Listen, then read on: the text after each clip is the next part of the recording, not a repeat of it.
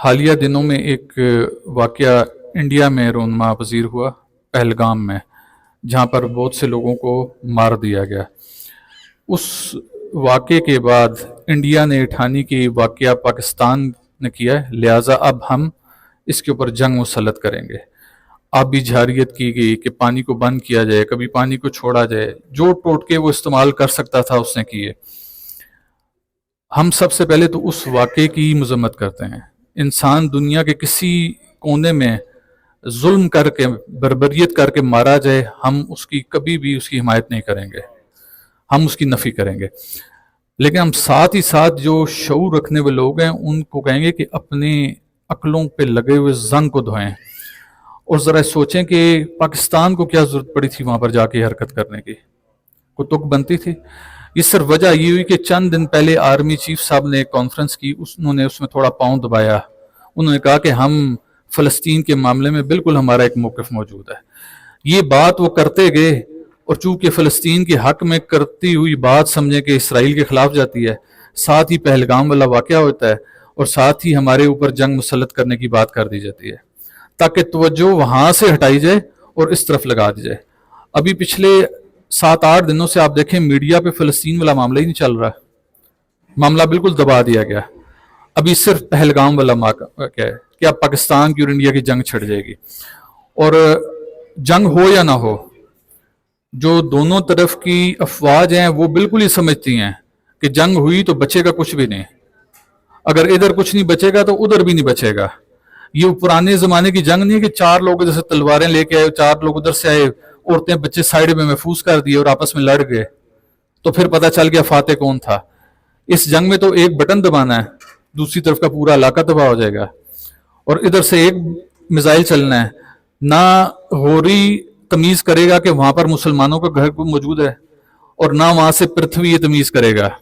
لہٰذا یہ missile technology تمیز نہیں کرے گی، یہ جنگ اور جہاد یہ اور قسم کا جہاد ہے۔ تو اب جو دونوں ملکوں کی آرمی ہے وہ یہ سمجھتی ہے، ان کی آرمی چیف کا بھی بیان دیکھ لیں، ایک کو سائیڈ پہ کر دیا گیا جس نے کہا کہ میں حملہ نہیں کرتا پاکستان پر، اس کو فارغ کر دیا گیا۔ ہمارے یہاں سے آرمی چیف صاحب ابھی تک لوگوں کے سامنے منظر عام پر نہیں آ رہے، تو لوگ کہہ رہے ہیں جی وہ کیوں نہیں منظر عام پر آ رہے؟ بھی وہ تمہاری طرح تھوڑے ہی ہیں، وہ شاہ سوار ہے، میدان جنگ کا بندہ ہے، اس سے معلوم ہے میں نے کب آ کے بول بچن مارنا اور بڑک مارنی ہے۔ اگر یہ دونوں ملکوں کی سپاہ آپس میں ویسے لڑے نہ لڑے، لیکن جو میڈیا کے لوگ ہیں نا وہ دونوں ملکوں کو ضرور لڑا دیں گے۔ آپ پورا میڈیا اٹھا کر دیکھیں، روز رات کو سویرے جنگ ہو سی جی، سویرے انڈیا حملہ کر سی، سویر اٹھنے اللہ نے شکر ہے پھر بھی کوئی مسئلہ نہیں ہونا۔ لیکن میڈیا والوں کے کازوں میں جنگ ہر صورت ہونی چاہیے۔ انہوں نے طریقہ کار کیا کیا کہ وہاں سے وہ میڈیا چینل والے ہمارے ملک کے کچھ لوگوں کو آن ایئر لیتے ہیں، یہ اللہ معاف کرے لفظ غلط استعمال ہوتا ہے، ان کی ماں بہن ایک کر رہے ہیں، وہ ان کی ماں بہن ایک کر رہے ہیں۔ کیا زبانی منہ سے گالی دینے سے، ماں بہن ایک کرنے سے کوئی جنگ جیتتا ہے؟ لیکن ایک عجیب جنگ کا سما انہوں نے بنا دیا۔ جنگ اللہ کرسی انشاءاللہ ہونی کوئی نہیں ہے۔ الحمدللہ جو انڈین آرمی ہے، انڈیا کے لوگ ہیں، انڈیا کی حکومت ہے، وہ بڑے اچھے طریقے سے جانتی ہے، اور اگر نہیں جانتی تو ہم بھی ان کو باور کراتے ہیں کہ ہمارے ہاں پر مرنے پہ شہادت کا درجہ ملتا ہے، اور ہر شخص اس طاق میں ہوتا ہے کہ میں ساری زندگی پاویں ملاوٹ کرنا رہا، 2 نمبری کرنا رہا، آخر سے شہیدانی موت مار جاواں۔ لہٰذا مسلمانوں کے لیے یہ موت کوئی معنی نہیں رکھتی۔ مسلمانوں کو یہ سمجھایا جاتا ہے، ایمان والوں کو یہ سمجھایا جاتا ہے کہ جب اس دنیا سے جاؤ گے تو تمہاری ابدی زندگی شروع ہو جائے گی، جبکہ ان کے پاس ایک ہی زندگی ہے، وہ اس زندگی سے ہاتھ دھو بیٹھیں گے تو پھر زندگی نہیں بچے گی ان کے پاس۔ لیکن الحمدللہ ہمارے پاس دوسری زندگی موجود ہے، ہم جائیں گے تو سرخرو ہو کے جائیں گے۔ لہٰذا یہ اگر کوئی یہ سمجھتا ہے کہ وہ اپنی بڑی آرمی کی تعداد سے ہمارے جذبوں کو دبا لے گا تو کسی کی بھول ہو سکتی ہے۔ ماضی میں اگر کوئی ایسا واقعہ ہو گیا جہاں پر کوئی 19-20 کا فرق رہ گیا ہو تو ایسی بات نہیں ہے، انشاءاللہ وہ 19-20 کا فرق یہاں پر نکل جائے گا۔ جو بھی کوئی واقعہ ایسا رونما ہوتا ہے نا، یہ اچھے کے لیے ہوتا ہے۔ جب کرونا آیا تو مجھے کسی نے سوال کیا کہ پیر صاحب کرونا کے بارے میں کیا کہتے ہیں، میں کہا اچھا ہے۔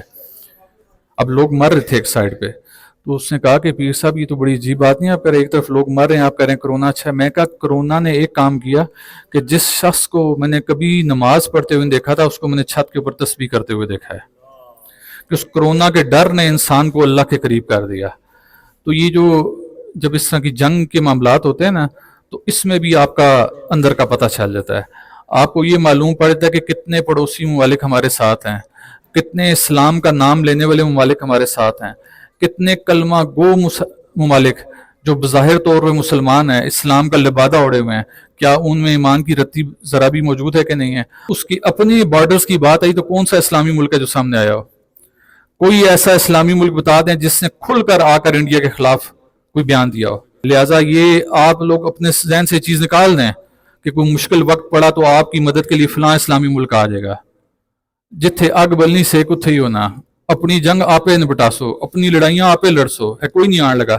لہٰذا جدو دوئے کسی نہ مسئلہ ہوئے نا تو تھوڑا جا احتیاط نال کم لیا کرو. کچھ باتیں اچھے کے لیے ہوتی ہیں, جیسے میں نے کہا نا کرونا آیا تو اچھے کے لیے آیا, اسی طرح اس جنگ کے ماحول نے ایک چیز تو ثابت کر دی کہ ہمارے بارڈرز محفوظ نہیں ہیں.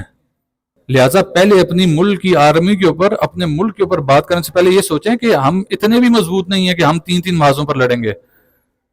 یہ جس کا کام ہے اسی کو سجتا ہے, اسی کو کوشش کریں کہ وہی یہ معاملہ کرتا رہے.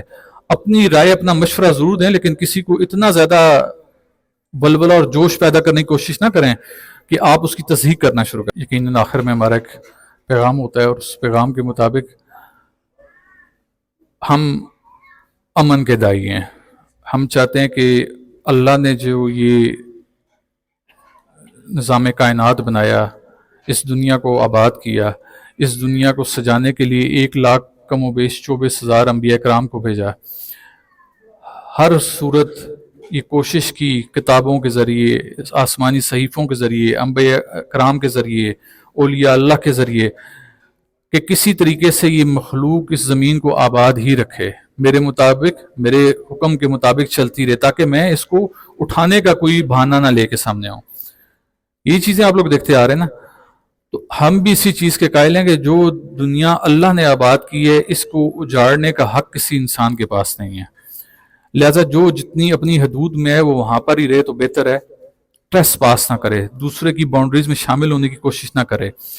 لیکن چونکہ دنیا میں ایسے معاملات چلتے رہتے ہیں, جب آپ گھر سے نکلتے ہیں ایکسیڈنٹ کا بھی خدشہ ہوتا ہے, موت کا بھی خدشہ ہوتا ہے, دیگر معاملات کا بھی خدشہ ہوتا ہے. تو جب آپ دنیا میں چل رہے ہیں تو آپ کو جنگ کا خطرہ بھی لاحق رہے گا, کسی سے لڑنے کا خطرہ بھی لاحق رہے گا. ایسے میں اگر جنگ ناگزیر ہوتی ہے تو انشاءاللہ پورے پاکستان سے جتنی بھی خانقاہیں ہیں, جتنے مدارس ہیں, جتنے دیگر ادارہ جات ہیں, وہ انشاءاللہ پاکستان کی افواج کے شانہ بشانہ ہوں گے. اور ہم جو دیگر ہماری مذہبی سیاسی تنظیمیں بھی ہیں, ہم ان سے بھی گزارش کریں گے کہ ٹھیک ہے کچھ ایسے معاملات ہوئے کہ آپ کے اندر ایک غصہ پایا جاتا ہے ملکی اداروں کو لے کر, لیکن اب چونکہ ملکی سلامتی کی بات آ گئی ہے, لہٰذا جب آپ اس کے اوپر بات کریں تو پھر یہ نہ کہیں کہ ہمارے ساتھ انہوں نے ایسے کیا تھا. یہ تو پھر بلیک میل کرنے والی بات ہوگی نا. جو آپ کے دل میں ہے اس کو دل میں رہنے دیں. آپ کا چھوٹا مسئلہ ہے, ملک کا اندرونی مسئلہ ہے, یہ ملک کا داخلی مسئلہ نہیں ہے, یہ خارجی مسئلہ ہے, یہ بارڈرز کا مسئلہ ہے, یہ بہت بڑا مسئلہ ہے. جو اندر کے ملک والا اپنا مارے گا بھی نا تو کہتے ہیں وہ چھاؤں میں پھینکے گا آپ کو, لیکن باہر والا جو پرایا ہے وہ مارے گا تو وہ چھاؤں بھی نہیں دیکھے گا اور پیاسا مارے گا. لہٰذا کوشش کریں کہ جتنی تنظیمیں ہیں وہ اس پر یکجان ہو کر, ایک آواز ہو کر ہماری سپاہ کے ساتھ کھڑی ہوں, ان کا مورال اوپر کریں. اور ہماری سپاہ کو بھی چاہیے کہ وہ یہ دیکھ لے کہ کوئی بھی سپاہ ہے, چاہے کتنی بھی طاقتور ہو جائے, اس کے پاس جتنی مرضی طاقت آ جائے, اس کے پیچھے جب تک عوام کی طاقت نہ ہو اس کے حوصلے بلند نہیں ہوتے. تو لہٰذا جب وہ بھی کبھی کوئی ایسا معاملہ درپیش آئے جہاں پر ان کے سامنے عام عوام ہو تو انہیں بھی سوچنا چاہیے کہ آج یہ عام عوام ہمارے سامنے ہے, لیکن کل اگر یہ ہماری پشت سے ہٹ گئی تو اس کا مطلب ہے پھر ہم بھی کسی کام کے نہیں رہیں گے. لہٰذا ایک معتدل نظام ہونا چاہیے. وما علینا الا البلاغ.